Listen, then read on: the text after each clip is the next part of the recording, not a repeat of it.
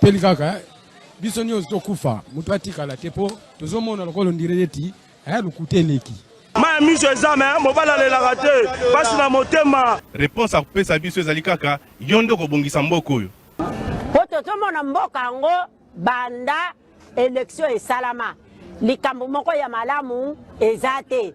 Président oyo azobukonzi soki azalaka président soki azalaka nani o toyebi te. Elo tikali ezaka bacha mura na fa dese baya babakisa ba awa pour tous les sortes ya ba voler baza awa bache bango ala na kompanga ba te fois nane ya totanga bula fufu to romole ya totonda te.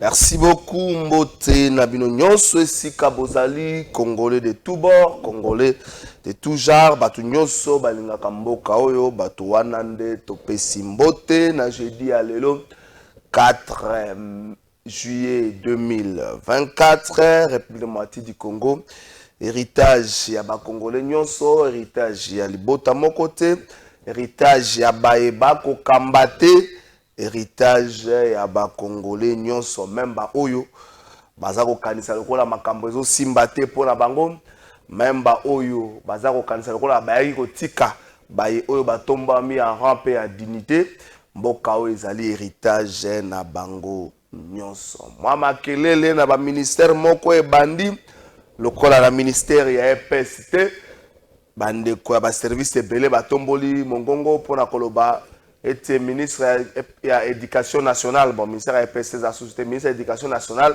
a supprimé ba prime moko bazali ko twawana likambango basali mwa makelele batomboli mongongo bazolemba te 2 jours durant batomboli mongongo.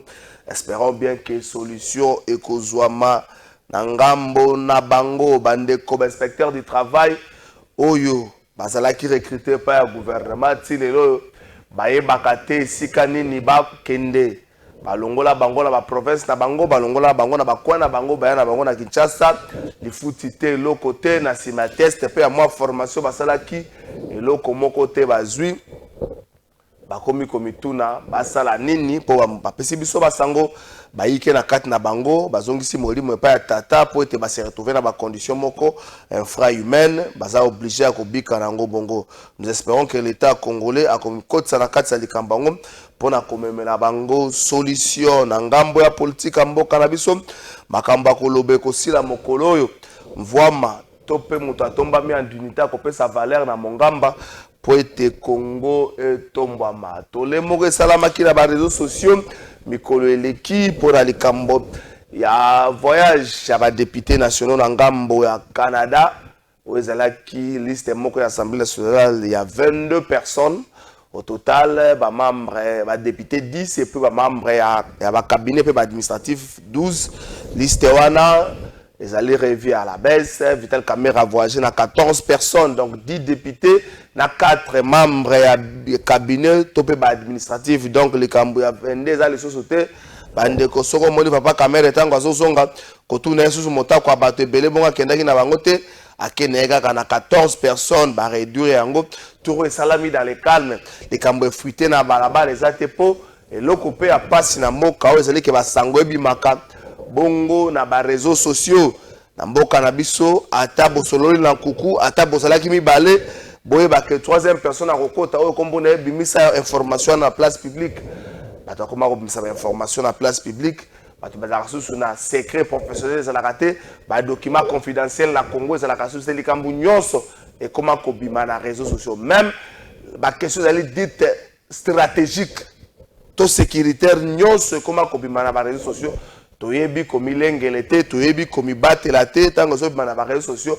même bato zo benga ba dongolo miso baza ko zwa yango baza ko sala nango oyo balingi Tata Mokonzi Ekolo ou to après serment pour la deuxième mandat nae to sali pratiquement 6 mois mais bato bazomona lokola makambezo ezotambo na vitesse était ce totali vitesse oyo bayaki nango pour na quinquennat liboso 100 jours aki initié makambo belé cette fois-ci c'est vrai à différence il y a mandat liboso tout ba ko sala 100 jours tepo bazalaki déjà en exercice bazalaki déjà ko kamba les gens ont comme l'impression makambezo tambola penza ndenge wana te ezali maye oyo bongi to telemela na émission na biso amkwalo et bongi to za na ba invité mi balé ba journaliste mais jusque là ba journaliste ne bango ne ba boy ko to sa air d'où Jésus Beledou na Yves Bouya soko moni bango na balabala le bagi baso luka bango na télévision bango ne ba boy ko to sa air na mituni pona ni na bon journaliste a message soko benge 12h aya moi 14h tamso ko sala mabete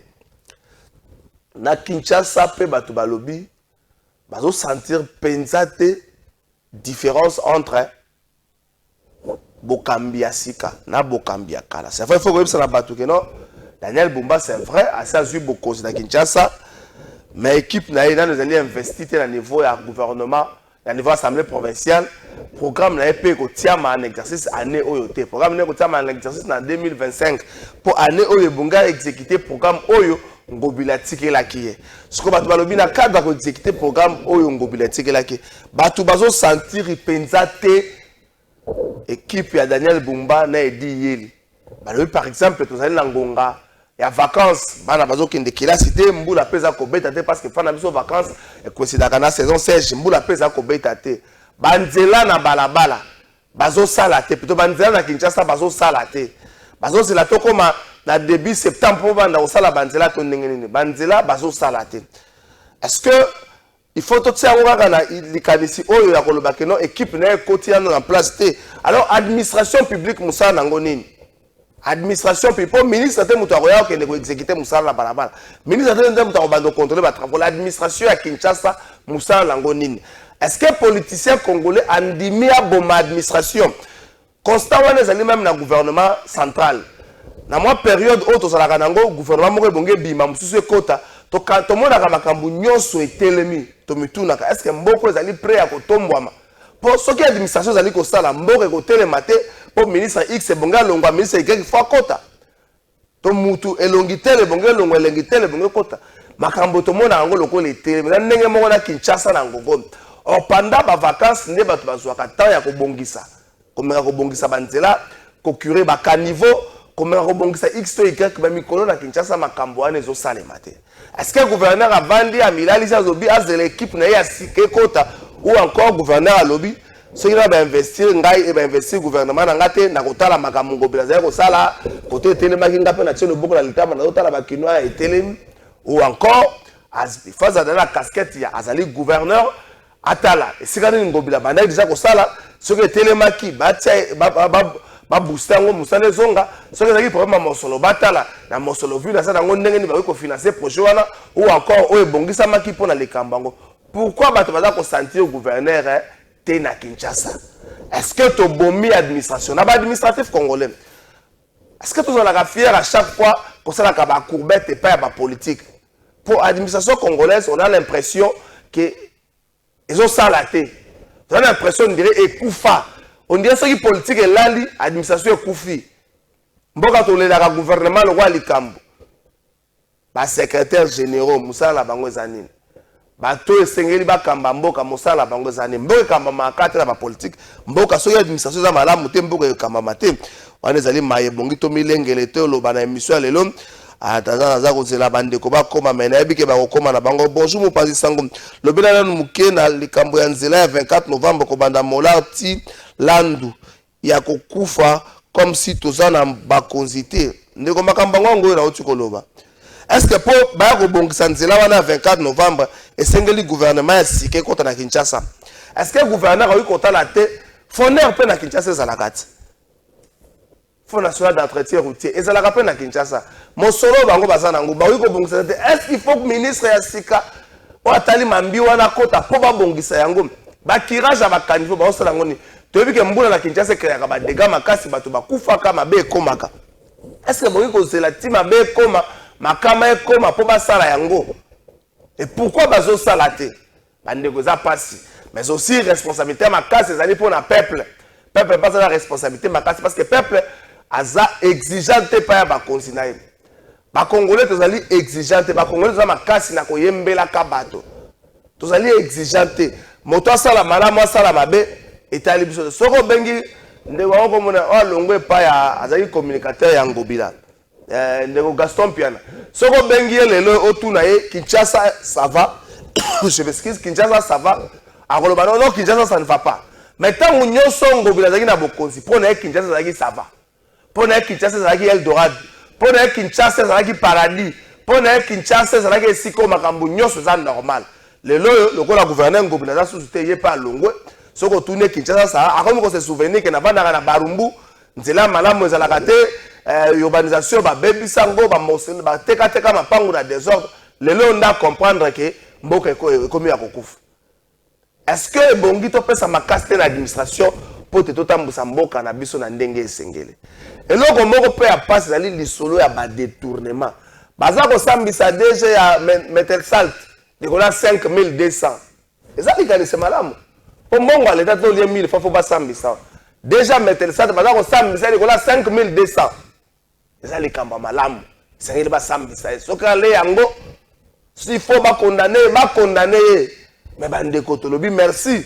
Déjà ben ça dans ça samba 5200 autre iko yokana o ya tie $10 a tie $20 to sangisi to pesi a futi. Na amande pe a futi to sangisi. Et bongo batu ya ba million. Na Kinshasa oyibi bitabe o se retrouver na makala. O izu million ba benga ngo détournement moyibi bitabe moyibi. Oyibi bitabe na zande so mona to za moyibi. O 8 millions ozomona na te OK yo makala ko kendete.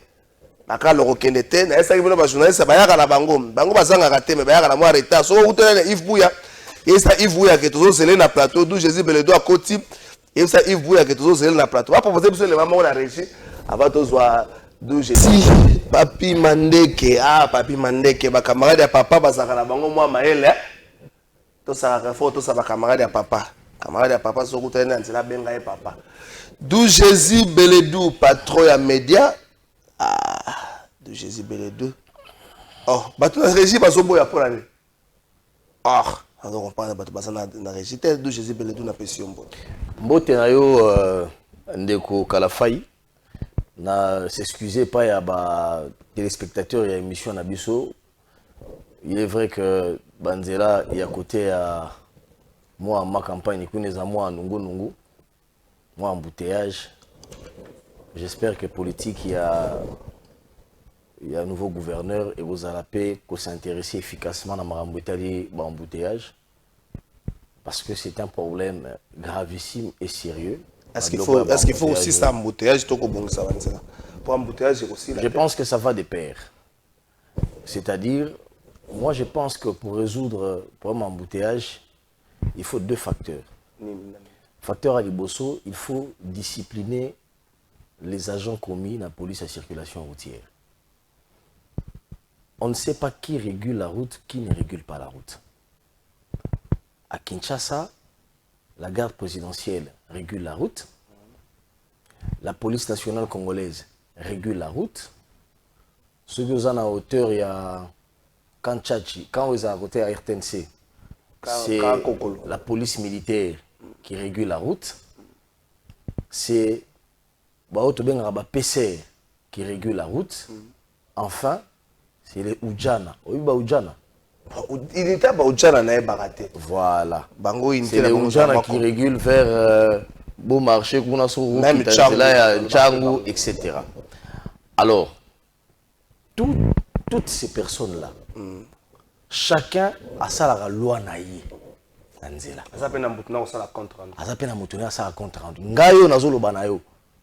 Soki oyo kindenzela ndolo. Ba ujana ba telemisa ngai boyo à l'occasion de rien. Kita menace. Mais papa likambo nini? Ba document. Moko koti na kati ya mutuka. Ndabi likambo yi nini? Azolo bate.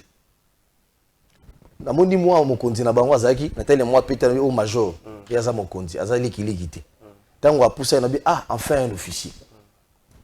Monsieur le major, vous tenez à côté, nga s'est présenté na ici ba document na nga labi mais na opesa été pour azana na kwiti et puis à côté na mutu kana ndenge major azoloba yo nani constaté que agent de l'ordre azana kwiti ale kita maman ko c'est l'infraction on constate la kiti na ibisi na bi et toi un officier otali pété na yo à l'époque nazalaki encore na cabinet ministère na VPM intérieur na la kisi carte na ngai na bi ngai na za légaliste ceux qui bobisi une infraction na sali na kopesa bino ba document na mais tant que vous ne me dites rien et puis na za journaliste na kotika ba pesa bino document na itao un officier abanina ko finga mokonzi ba biso to dépendra na ye na ministre intérieur officier éviter que police dépendra na biso to dépendra na ye biso to ba ujanga na yo ba ujanga bo dépendra siko na nani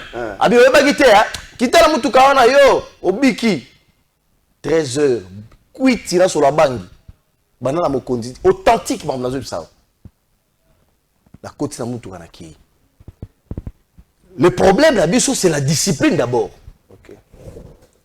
Il y a tout ça, il faut réguler. Mais comment ça a été discipline là-bas? Dans la vidéo, on militaire moko, policier PCR moko, le va président sujeté, ça t'aime. Nandolo, bah on se base à Windsor à Nandolo à Nani, babé ngoni. Windsor Zigida. Ouais, Zigida oui. Kuiti awa 11h, dans la vidéo wana. Maman qui n'a ndolo, akekoluka moi ambisi, moi nini, afokoli porte à côté de maman. Kuiti ya modèle moko zate mama benga appel vidéo a ko filmer Joana moto wana kuiti moko impossible na routine de la générale Kilimbalimba vidéo wana et ça là ça fait 3 mois passés mais na bomba image wana no bala moto wana na routine de la moto moko mokonzi na bino donc je pense qu'il y a un problème il faut la discipline conducteur ko chaka kate na ngabo conducteur pe mabe ali conducteur mabe ali le problème avec notre pays c'est que moi, quand je près de 4 ans, 6 ans, tu as permis de conduire. Tu les gars pas si a permis de conduire.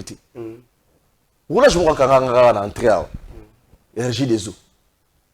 Boum, la 4 ans, la canine, c'est papa dans le virage. Tellement en a moto. Peu ça a permis, dans la guichette, les documents, la guichette volé à distance. Dans la guichette, permis, la kitty vite et bouquet, il a permis. Yo za la permis. Oh attends ya kala wala na bia voilà. Na bazi kitalina o sali infraction. Mais ça la kala wala. Ça wala la tunie na sali infraction nini? Atalingai aibisinga bi refus d'obtempérer à l'agent qualifié de l'État. Oh France ya parade toli. On invente des infractions. Donc bref, il faut premièrement il y a la discipline. Oui. J'espère que on va s'intéresser à ça et puis deuxièmement c'est des infrastructures. Moi j'ai toujours dit mais saut des moutons à bino. Oh bah ça là sur des moutons, ça ne sert à rien. Il fallait plus. Non, dis-moi. Non, ça monter à Malam. Oui. Tout ça na rond-point Mandela. Bato ba Kinshasa na sika. Rond-point Mandela, ils ont continué à 24 pour les Kanangamba Gombe. Bato ba Kinshasa sika. Toi na rond-point Mandela. Sauf que ce tikali na c'est na 13h. Oui. Tant qu'on va dans l'école, bazo bino l'école ça rappelle bien. On a tourné à 17h, embouteillage de sa macasse. Sauf que je on a saut de moto. On est qui encore. Mais est-ce que on vivra finalement? Aux autres les bapos c'est péri ça bâtiment. On peut tout exemplement patent. Est-ce que vous rompons chaque heureusement Mikolo Goutou bara vacances. La vacances oui. Chaque jour à partir il y a 12h 12h. Oui. Attendez d'abord. Ti to ma boutou. Nzela wana ezara bouché. Nzela uyao. Et ben la Waikiki. Bouché. Ça n'a résolu absolument rien. Au contraire, il y a un rapport, député provincial Bagolanda Rabiso. Moi j'ai vu ces rapports-là. Il y a un rapport, il y a commission environnement de l'Assemblée provinciale à Kinshasa. Où il est écrit expressis verbis qu'on ne pouvait pas planter sur des moutons place voilà. Pourquoi? Parce que la canalisation a un goût. Et ça n'a pas la conséquence, les leçons de les bêtis. Fleuve cimetière à Gombe. Côté univers TV Zalima et comment on a et ça le roi immeuble Rakeno ici la tia. Obi ke batonga ngo l'une des réseaux ici la raté batonga ngo likolo ya ba na serre likolo ya ba goût ba canalisation et utaka mai ya barumbu. Mai ya komina Kinshasa, mai il fallait que battre eboka na fleuve. Batonga ngo likolo wana conséquence ceux qui mbule beti plein ya rakuna. On ne peut pas construire, ils ont affaissé centrale ya Baïgou. C'est ça le problème. Mais Nabi, vous avez sur le bouton de Tchang, voilà Tchang Barola Narabiso. Vous allez voir, on va sur le bouton de bonhommes. On a matango souté. Attends, qu'il y a l'aéroport. Et Toboka. Mais maintenant, on va faire la bisou. Non, on kenge la, pero on a c'est pour la babitou à battre les cas. On quoi y a pas masse. Donc ça dit, ils ont s'affaissé au vu au sud de tout le monde. Soit on est qui, il y a des bonhommes. Oh, il a dit voilà. Soit des moutons les gens à ma bakou moko banana pota manote na mona mabakouana. Batu bako la nam soit dans l'aéroport boyebi. Non, ma bakou monsieur Salaboué, monsieur Kotaboué. Alors dites-nous à quoi on servi des moutons. Moi j'ai été toujours d'accord. On nous a dit sur des millions et sur des moutons ils à peu près 6 millions de dollars. Papa, si on a 17 sur des moutons, qui combien autant basser la bisou. Beaucoup c'est la ceinture à Kinshasa. Mais au lieu de penser à des bons projets comme ça, non, c'est des millions qui sont détournés. Au fait, par exemple, il y a sous détournement, c'est comme pillage. Bonjour, à la faille, détourneur, prison à Bango et coma poto. Ah, ndekorigo, il va détourner. Avant de faire un détournement, ndeko Jésus. Tu vas sentir gouverneur à Kinshasa. Continuité à l'été, c'est un principe. C'est vrai, le gouvernement a investi dans un grand gouvernement provincial. Mais il y a des projets Oyo, de Congo Bilantamaki. Le projet Oyo a pour l'année 2024. Tu as commis les loyaux na kati l'année 2024. Makambozo tambola te pour te éviter à ministre de l'Intérieur à l'objet, il faut bon ça. Arrêter na esoke ko souka na bango. Ba ko zo moi des JSili. Na ilanga, au lobby ango déjà ko ba ko bongisa moi banzela. Ba meka ko kire moi ba kandivo pour soki mbule bandiawa Kinshasa to ebindenge za ka boucher. Mais ba to zo sentir ngo. Est-ce que ndeko Daniel Bumba zo zela ti mokolo yo gouvernement ne ko zela investir na lokata la moso le bonga ba bongisa nzela o yeza wapi. Moso bonga ba bongisa nzela bo yeza wapi ou encore avant dit alors soki ezali bongo, nous c'est l'administration ezali nini. Merci beaucoup pour la malobo pesingai. Oui, biso la Congo to linga critique ti. Batu balingara bo banda ko caresser bango na sens ya poil. Po ba mona ke biso balingara biso. To samboka moko to lingi jalelo mingi. Quand tu fais une critique objective, balobi moto wana lingara été à gouverneur té. Nga naza toujours d'accord ti lelo que Daniel Bumba ne sait pas ce qu'il fait. Comment ça? Ayebi te ti nani ya za place wana. Je te dis, il y a des indicateurs. Par hasard, il y a des indicateurs. Comme quoi? Premier élément. Aussitôt élu gouverneur de la ville de Kinshasa, le gouverneur fait avec pompe sortie médiatique. Avec qui? Avec un compatriote. Je ne le minimise pas. Je salue d'ailleurs. C'était sous l'émotion. Non. Vous êtes là, nous. Attendez d'abord. Je suis en train d'énumérer un chapelet d'erreurs. Ok. Au salut, vidéo na musique misayo, ozobina, etc. Ne donnez pas raison à nos compatriotes du Katanga ou de Kolosi ou bien encore de l'Est qui pensent que les Kilons sont vraiment des jouisseurs. Ça pouvait rester dans ton bureau privé. Pourquoi tu le mets publiquement? Barade dans le public est partagé par ces gens. Première erreur. Deuxième erreur. Deuxième erreur, c'est les gouverneurs qu'on voit apparaître dans les réseaux sociaux, partagés par ces gens qui sont autour de lui. Na bilamba, chapeau, yebora beti phase. Alati lamba, allez, yebora tche chapeau, azo frimé. Monsieur Daniel Bumba. Balobi marque na ya sali. Un gouverneur à Kinshasa, après une ville il y a 20 millions d'âmes. Ma proche c'est qui a soutenir un jeune qui a rendu ça public. Et ça jeune entrepreneur, tu as commis DB, Daniel Bumba. Kalara Zayot. Et puis tu as le logo il y a ville à Kinshasa. Logo il y a ville à Kinshasa. Balobi non, c'est pour booster l'entrepreneuriat. Entrepreneuriat, on est comme ça la COP na sa gouvernorat, tout est comme ça pour la Bakinois. Parce que quand on va vendre ces babouches là, il y a des moteurs aux ambons. Et aussi cette sécurité na Bumbute. Et aussi sa sécurité na Kimbatsek était. Ba maman ba ko futi sa bango ba taxe. Na wenze ma taxe est belé ba 2000 et ba 2000 francs. Na wenze ya basina. Et aussi ça passe na bango te. Oye ko sa bombongo. Na ville à Kinshasa. Ba partager ango parce que nzambe na TikTok gouverneur. Troisième erreur ya gouverneur. Il fait un communiqué et il diffuse officiellement par ses médias. Banda lelo botika ko bwaka ngai mabanga Nazala pour ça mabanga te. Quelle est l'opportunité au comme la musicien va boire kayote, en quoi ça va changer la vie de 20 millions de Kinois? On a juste ça cité. Ah, non, il y a du sang, c'est quoi la priorité? Yoka Maëlle, Maëlle Sengite. Kermesse la Kinshasa est banale depuis le 2 juin. Le 2 juin, par an, on se dit que examen. Nos enfants étaient en plein examen et rassurez-vous, toutes les grandes écoles, elles sont toujours aux côtés des grands terrains de football. Sinon, terrain est à l'école. Kermesse c'est na bandal, terrain municipal, terrain ici à l'ISP, on a examen. Kermesse. Il avait été investi. Autant qu'il avait pris la lettre, autant qu'il pouvait prendre une mesure conservatoire. Bon, suspendre là, nous allons à Kermesse, ça va examen. Ici, il faut mettre la bandale. 23h, 1h, 2h du matin. Face, il faut qu'il y ait l'examen de Tongo. Les gouverneurs, ce qui l'intéresse, à quoi la musicien, à quoi ça va changer ou pas chez les Kinois? Tu sais que du coup tous les présidents de la République que je salue en passant. Maman Denise, est-ce que ça empêche de Tshisekedi dans ça? Fati, béton, Tshisekedi dans ça? Non, ça y est, ça a signé la jouissance. Enfin, scandale à Soukandé Wala. Avec le gouvernement, il y a 22 personnes. Monsieur le gouverneur, regardez ce que votre collègue Pouroussi a sali dans Sud Kivu. Il a fait un gouvernement de 10 personnes, comme le veut l'article 198 de la Constitution. Et l'article 23, il y a loi sur la libre administration des provinces, dans l'alinéa 5. La Constitution dit les membres des gouvernements provinciaux sont à 10. Dans la loi sur la libre administration des provinces, en 2008, il est écrit expressis verbis que le gouverneur ne peut nommer que 10 membres du gouvernement provincial. Il y a 22 commissaires généraux.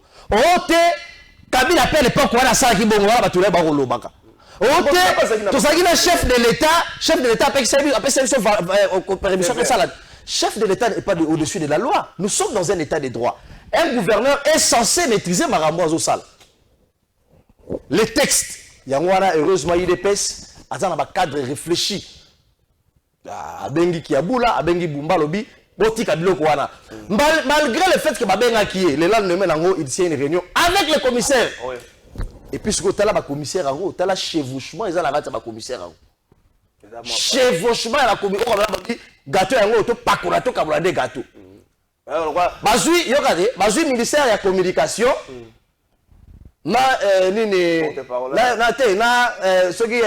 information numérique, on a porte-parole, il y a gouvernement. Pour satisfaire le ministère de la santé, le ministère de l'hygiène et prévoyance. Le ministère de l'entrepreneuriat, le commissaire de l'entrepreneuriat, le commissaire de qui travaille, ceux qui n'y. Vimbisi. Nous avons est-ce que le commissaire a bâti 12 commissaires nommés? Oui, il n'y a pas redevable ni devant l'Assemblée provinciale. Il y a un Godempo, il est président de l'Assemblée provinciale, à Boy pour investir dans le débat des députés. Alors, c'est inconstitutionnel. Mais ça, c'est un débat qui? Vous posez les actes de gestion, mais vous êtes redevable à personne. C'est grave. Ça, c'est le premier élément. Le deuxième élément, les commissaires généraux de Mona Rawana, basé sur la ligne budgétaire, est-ce que vous avez dit que l'esprit Bazali la même rang que le ministre. C'est-à-dire, vous avez le droit à 10 membres de cabinet, vous avez le droit à avantage, moi, on a un ministre nommé. Bon, ligne budgétaire, près de 12 personnes, 12 fois 10, voilà, 120 personnes. L'Assemblée provinciale.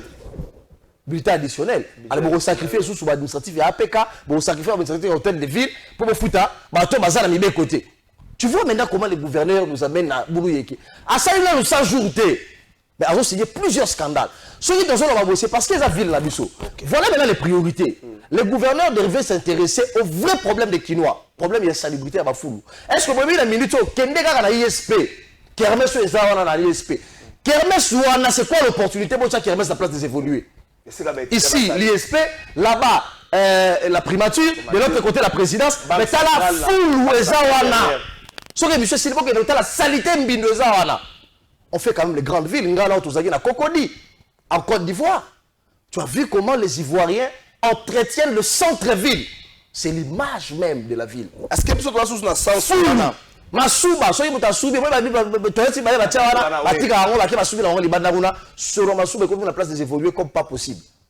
Longue place des évoluer. Bon, soko ke sur la cima l'avenue Roi Baudouin. OK, l'avenue la plus belle avenue semble-t-il à Kinshasa sous Matata. Va voir cette avenue. Est-ce que le gouvernement ne peut pas prendre des mesures conservatoires pour d'abord juguler les problèmes problématiques? Il y a insalubrité à Kinshasa. Ngobila yeba olobaki bon ngana ndimi la tiki matiti mais la tiki manda la tiki manda mnanga. Ndambo ngobila tiki ora le gouverneur linga bakisa. Tout ça ba no la mais lui il est dans les mabanga chemise derrière. Et donc on le dit pour qu'il s'améliore. On le dit pour qu'il s'améliore. Tant qu'il ne s'améliore pas, on a que cette ville de Kinshasa comporte comme un collier. Il nous donne pas l'impression à travers ces sens que les Kinois sont des jusseurs. Je refuse la quinoiserie. Je refuse la ce sont des réfléchis. Je rappelle ici que Félix Tshisekedi vient de Niabanakin. C'est un table de là. La ligne quinoiserie, il y a bangité. Oya, na lala, na lamuka, na chapoudre, na lamuka buzite, babenga bacha nga 12. La ligne à monter. Et lui, on a l'impression qu'il veut nous amener sur ce terrain.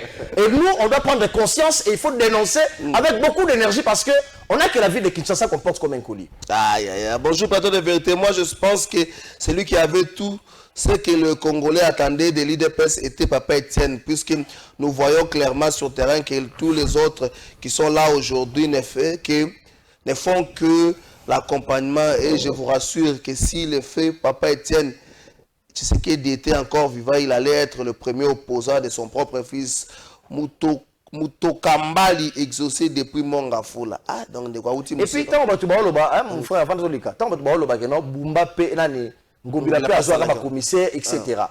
Mais vous, ça, c'est l'UDPS qui est au pouvoir. Ce n'est pas le PPRD ni le FCC cash. L'UDPS doit prêcher par l'exemple. Ah, jurisprudence, là, Moutatani Maramboitian, c'est ce qui est du Wana. À l'Oubert, par hasard, et Tshisekedi serait en vie. Il ne tolère pas l'illégalité. Comment vous aurez rien Ngobila ça comme si Ngobila était une unité de mesure. Donc ça dit est-ce que Ngobila était une unité de mesure pour Bumba? Il faut qu'on le dise. Hier, à l'ambition de gérer des provinces. Hier, unité de mesure. Hier. Alors ceux qui ont ça Ngobila unité de mesure, on est parti pour 1-0. On est parti Tobani match pour la 4-0. Match à l'hôtel de ville Bumba Bandia pour la 4-0. Pour Ngobila ça babi. Ba otobi ba kinzadi ba coup d'été tout écoute. Sinon avant pour là.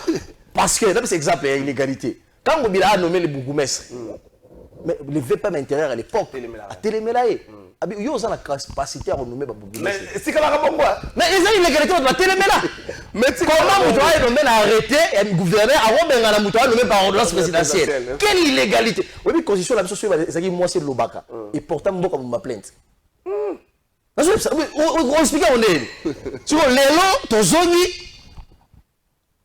C'est l'UDPS qui est au pouvoir, c'est Bumba. On justifie. Heureusement que l'UDPS a encore des vertébrés. Ma PCA, un ultimatum, rapidement. En fait, il faut un ministère intérieur. C'est qui, dans la tête, il y a communication pendant un temps. Marge de manœuvre, ni les ministres qui vont tempérer. Tout ce qu'on a principal. Les ministres doivent refuser les conciliabules au sein des partis politiques. C'est tout ce que les ministres doivent faire. Les ministres doivent refuser les arrangements particuliers Yamakama Mboka au sein des partis politiques. C'est tout ce qu'on a reproché aux autres. Il faut qu'ils restent légalistes. Makama Mboka va traiter en c'est à partité. On ne traite pas les affaires de l'État sous les bois ou dans un parlement debout. Non. On traite les affaires de l'État avec beaucoup de mesures et de légalité. Je pense qu'il a la carrure de rester légaliste. Il ne faut pas qu'on nous donne l'impression que c'est l'UDPS né à Lingia Tchakakofone na Kinshasa. Non. Réduisez comme tout le monde pour être mboka et tambola nenge lenge bani mibeko. Donc les bandes que Maël makanisi la ngai yango wana mais malheureusement la Congo soko lobi boye o mona batu baleki o alinga kabumbate o asaka boyete. Donc ceux qui te critiquent gouverneur na bisoté. C'est ça les toi de betele maboko. Ouais batu alingi to betele moi mingi maboko. Oyebi metel salt. Metel salt. Oyebi yango. Et puis que nous avons passé ça, nos camarades mi balto outi na bango banda 3e, 6e, basala na metel stat. Déjà na bango samba na 5200. Est-ce que vous avez proposé bango non to 5 mois mbongo na mois 10, mois 20, topé ça, DG, ce qui dessus. Attends, ça, tu vas les fonds. Alors, ça m'a dit 5200 $. Tu vas les fonds, tu peux 50 à 5200. État de droit. Et ça, là, tu passes. Déjà, on s'en va combien 5200. On nous rappelle, on va au 5200. Même déjà, la famille va gifler, on s'en va à 5200. 5200 mètres stade. Kinshasa, Sungo, après, lancement parti, 500 000 bonga à Kinshasa. 500 000 $ et bonga à Kinshasa. Asala makelo sur matubako sala mutatuna muninga sate. Awa boy, tu as la dossier, tu me sois à Kobima, tu as Kobima. Moi, je me travaille 15 jours férié pour la Moutumoko abimi. Tant que la Moutumsa vandi, quel est le pour ça bazouzi. Na avocat ne 5 000, même avocat au Tomboga. Mais Bablo a bongo, Batuba Rolanda Rabiso na prison Makala na Pessi Bangombote. Ya Bablo est singulé révolté ba Congolais. Moutumoko a aussi le bâton au Komiawa. Alobi cimetière. To cachot. Il y a bateau qui détourne à millions de millions. Il y a les poteaux. Il y a les exils. Il y a les institutions. Mais ça doit arrêter. Moi, j'apprécie bien ceux qui ont détourné 5 millions de dollars, 5 000 $. 5 000 j'aimerais bien. Bâti a devant Mibeko. Mais c'est que les lois à la nègre beaucoup pas na batunyoso. Ah, papa. Et c'est que la loi est à la équité pour la batunyoso. Yo poso ndi makende wana sama pona 5200. Oui. Ça mongo tozo c'est la. Non. Et sengeli nenge ba traiter ndekwazo sama pona 5200. Et sengeli ba sambisa batunyoso sur qui ba soupçon ya détournement ils ont pesé sur bango. Bata million terre. Ba million. Bata million bazali kaka. Dossier mo wa yo bagi dossier mo wa. Yango de tokolobela ya 71 millions de $. Kasi na zonga na koma mboka mobimbe travailler les jours fériés pour un individu. Mais hier sur 5200 ensemble. Samedi, tenez, tout ça qui samedi le 20 juin férié. Monsieur Nicolas Kaza a commis un aéroport, bah le bien listé. Pas notre principe à listé. 21h30 listé. Dimanche 21h30, monsieur Nicolas Kaza d'Abimi. Donc jour à férié. Dimanche ça une journée non ouvrable pas nabiso. Va travailler donc va service sécurité la migration va travailler pour nous la moutou. Parce qu'il y a une liste noire. Mais déjà 5200 à Zosamba. Non, je n'aimerais pas emprunter les mots de John Lungi là, à Loba qui longtemps malade, la justice de la RDC vient officiellement de rendre l'âme. Nos condoléances au peuple congolais. Bonjour le détournement. Ça c'est John, quand il a vu le départ et Nicolas. Les autres c'est qu'il s'est mis au maire. Il est mon chef de l'État. Il a dit, mon grand problème, c'est reste la justice. Pasteur Dalo, na église, na stade de chef d'État, a dit, Seigneur, ton lundi va détourner na miibi. On a l'impression qu'il y a Pambola qui est bango. On dit Pambola qui est bango. Pourquoi Mike Moukebaï, grand frère dans la hôtel, peut-être dans la prison, on a Arabi sur la PCM Mbote, a Bela raté. Non, on t'a pour Bela dernièrement. Officiellement Bela raté. Ah, lui c'est Tongi ça. Pourquoi il va me s'arrêter? Moukebaï Mike, Tilelo, pourquoi il va me s'arrêter Mike Moukebaï? Il y a Bela raté. Robot. Jean-Marc Kabound, qui est en prison. Il n'y a pas ça pour ça, il va soigner. Il y a Bela raté. Il y a Bela raté. Batu ba Bela kana mboka oyo, batu ba détourner ba millions. Wanda ba Bela ka et puis on évacue en urgence. Avant d'aborder la question, il faut expliquer aux responsabilités il y a ministre, ex-ministre Nicolas Kazali. Papa, chef d'ouvrage des AIT. Mais il y a un autre belati. Au bon niveau, tout ça sérieux. Est-ce que le projet il y a un forage, et ça projet un ministère du développement rural. Oui. Il y a un ministre Roubota qui date même avant Roubota. Le ministre qui était avant Roubota, son nom viendra. Guy Moukoul. Je pense. Guy Moukoul. Ce projet daté depuis à l'époque, il y a Guy Moukoul. Il y en a Guy Moukoul. Il y a eu un contrat, proposition en contrat, et les cas la DGCMP. Et aussi le gouvernement rural, il y a la DGCMP. DGCMP a fait un avis de non-objection. Et c'est ce qu'on après, et qui est dans le ministère de la Finance. Et qui n'est pas le ministère de la Finance à l'époque, c'est les. C'est les à Moniango à forage moko. 400 000. T'es bon ezebele. À sursoir yango. Ministre Akei, Roubo Taïroya. Tant que Roubo Taïroya, le ministre de la Finance, Nicolas Kaziadei, a coûté à la table naïe. Qu'est-ce qu'il fait? Il prend les mêmes contrats. Les mêmes contrats. À Tale habité, Mbongo Tchaka est belé par forage. Yemoko il s'est substitué en expert à forage. Le bagatiak équipe Moko Boye. C'est là qu'on a l'obésa va faire. Sinon, tu vas te dans la prison. Il réduit à 297 000 $. Va réduire à 297 000 $. Tant qu'on va réduire à 297 000 $, et c'est là qui dit, et c'est là qui est à réduire, et ils pas ya ministre Roubota. Parce que c'est ça le ministère. Parce que l'aspect technique, c'est pas naïf. Attala, après ça va vite. Et ils ont à la DGCMP. Parce que tant qu'on réduit le montant, et comme il y a venant, il faut à la ministère technique, ils ont à la DGCMP, et juste sous anneau, à venant, après il y a le ministère des Finances pour Mbongwe Bima. Mais il y a à réduire, il y a mon quoi qu'il y a la Banque centrale. Mbongwe Bima, sans revenir au développement rural. Bon, il y a des sangaïs. Ils ont rappelé ce procès sans jourté. Il y a un procès sans jourté, on va bien. Et puis, il va ramener le ministère du développement rural. Quand on a fait un dossier du ministère rural, il y a un mandement de la Banque centrale. Il y a une signature. Oui, signature. Mais il y a une avis à non d'objection. Il y a DGCMP. Mais tant qu'on a modifié, ils ont reçu par la Haïti. Je suis tellement court qu'on ne peut pas m'associer. Ils sont allés directement chercher de l'argent. Ça, c'est ça que Bitakoui a dit. Mais il a modifié le contraire à le développement rural. Et ça, c'est Bitakoui a dit.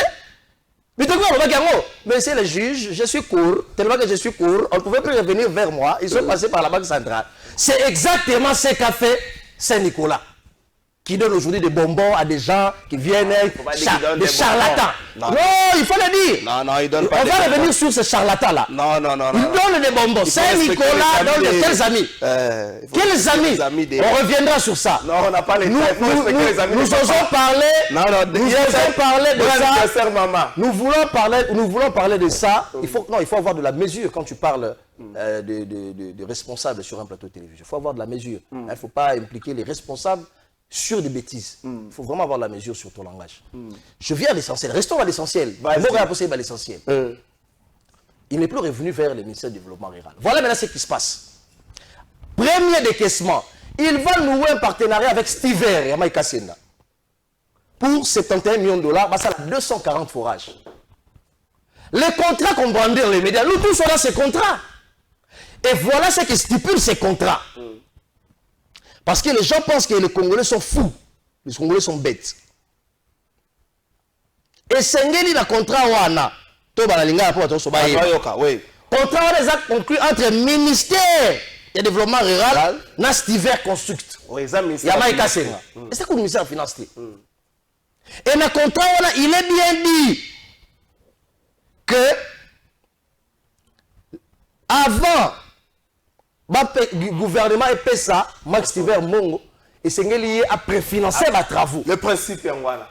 Il faut préfinancer. Ça va préfinancer. Avant la facture, à livrer le ministère du développement rural qui comptabilise et qui lui donne l'aval d'aller au ministère des Finances récupérer Mongo proportionnellement à Sali comme forage. Pour la 240 forages, c'est 71 millions. Encore 298 millions pour la forage, mon frère, c'est ce que les experts ont appelé l'escroquerie. Si pour justifier Mbongo, il y a tout le monde pour 5 000 $. 5 000 $, c'est déjà entreprise. Déjà entreprise. Mais il y a 298 000 $. Je ne pas à Kazadi. Kazadi, à mon contrat, on est à la ministère du développement rural. Mbalamoko de Mbongo, 20 millions de $, va payer Stiver. Kassenda. Directement, va payer Mbongo. Olé Moussale Salema, Moussale Salemate. 20 millions de $. À ta pluie, mon côté, la forage, mon côté, Bassal. On paye sa deuxième paiement. 20 millions Moussous. 20 millions de côté, à ta forage, mon côté basali. Tant que 20 millions, comme 40 millions, bah, pessi. Babandi Moussala. Babandi Moussala, qu'est-ce qui se passe après? Ce qui se passe après, c'est que sur le 20 millions, 40 millions, Steve va sous-traiter Bachili, qui est un sujet malien. Il a 23 millions de dollars.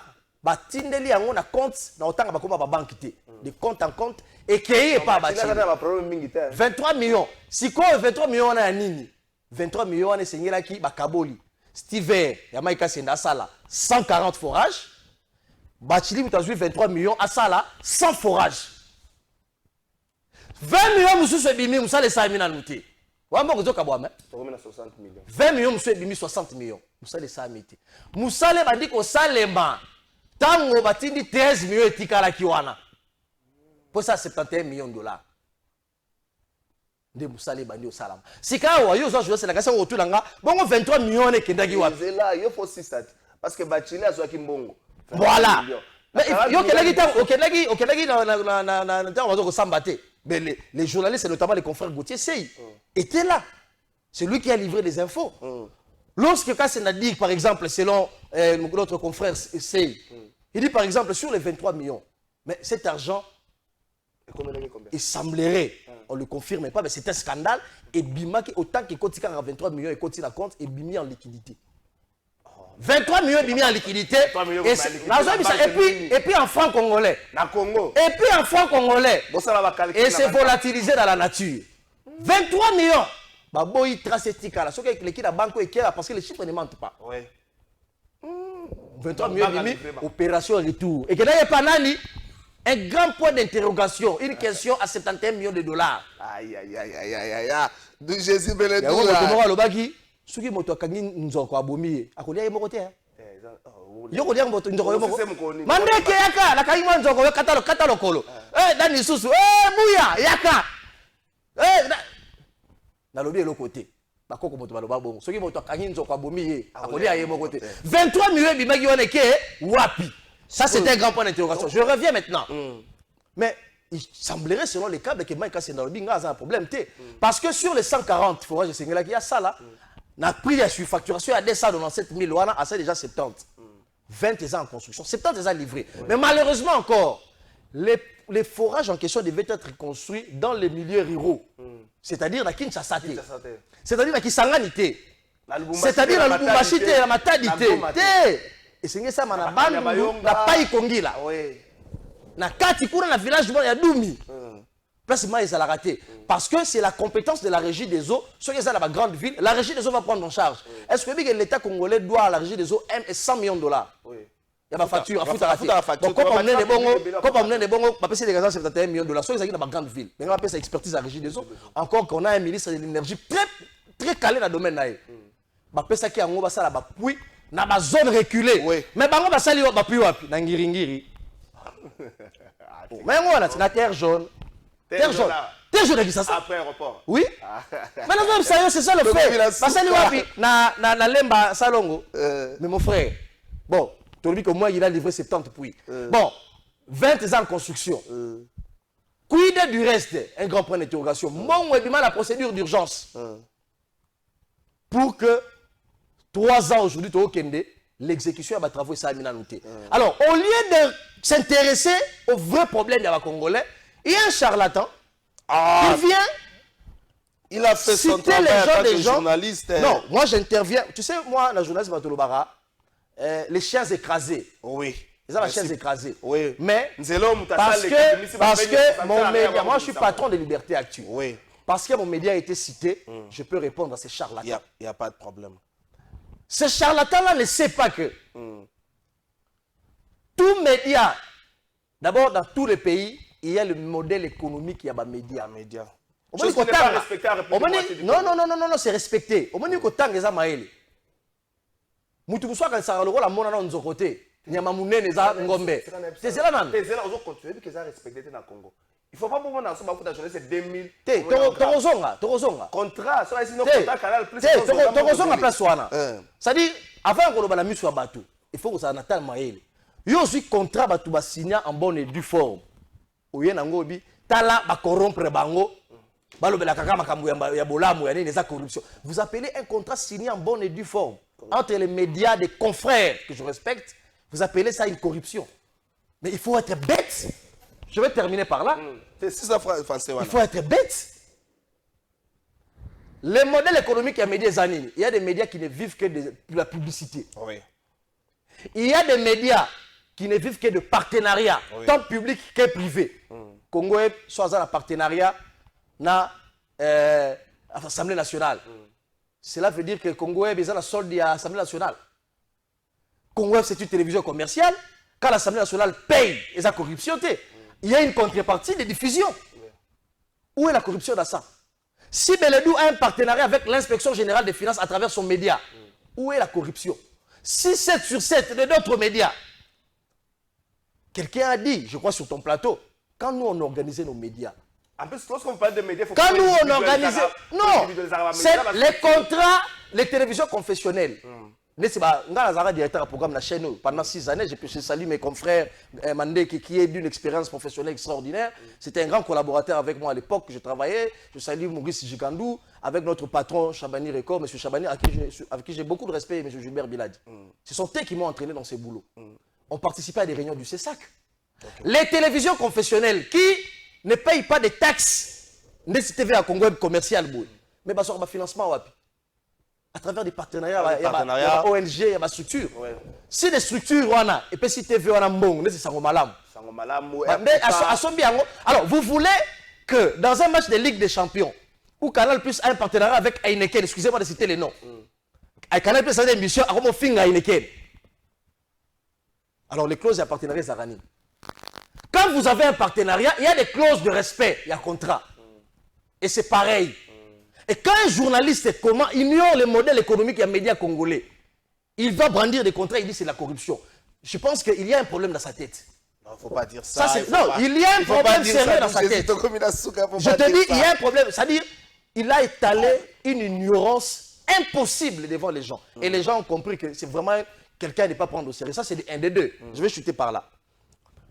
Bazui et l'autre Moroboye, il y a 45 minutes, Pondriango. Ils appellent ça documentaire, enquête, investigation. Quelle paresse d'esprit! Quelle paresse d'esprit! Est-ce que... Yo, journaliste, tout le temps, on a facile. Heureusement, tout le temps, on a facile. Dans une enquête, il y a un élément important. Il y a scientifique. Et si ça soit bika comment? Il y a un élément important, les recoupements. Les recoupements, la confrontation des sources. C'est-à-dire, olinga mutuano linga ete so ila osala enquête entre Mandeke na yo na koya ko tuna o makambo na yo o lobby na lobby si batu na yo na kepe pa Mandeke na lobby si makambo Mandeke mais il y a que yazui eloko moko reportage à sens cynique il était muto sala ka ngwa na bureau muto sala ka ngwa yebi c'est un confrère et puis eloko wana batu babanda yango eza ba confrère na biso ba izuba et les autres ba no ça fait des années 3 années. Il y a fallu na bureau à qui a eu interview à Libanais Morona Moussouala, balobeli ça cynique. Ni DGE pour la contradiction parce que na eloko wana basala ki un torchon qu'ils ont pondu qui n'a rien d'une enquête parce qu'il ne sait même pas que dans une enquête, dans une investigation, il faut une confrontation des sources. Ba fandi si ba pêche papier lobabwe buta pesa ki akamati bisaka kimi. Il y a des gens qui ont la musique, non, il faut faire la part des choses. Quand on parle de la République, il faut être sérieux. C'est-à-dire, je chute par là, on prend quelqu'un comme un perroquet, on lui met des choses dans la bouche, il prend un truc, il y a sens cynique,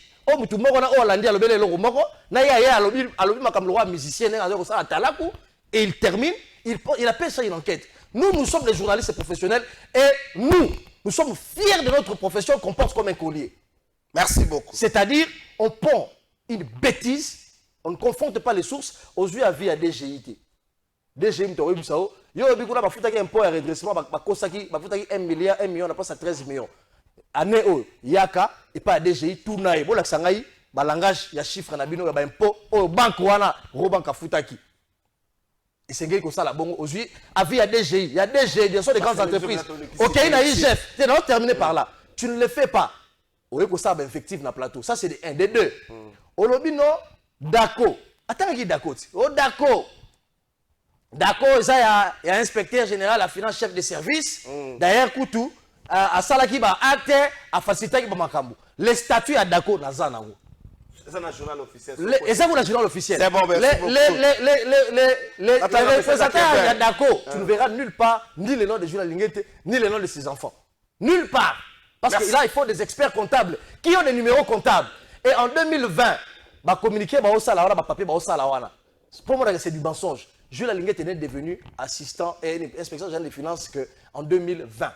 Okay. Donc, bon, ça va documentaire il y a 2017, 2018, alors que à éviter que la statut d'inspection générale des finances, un inspecteur peut se détacher.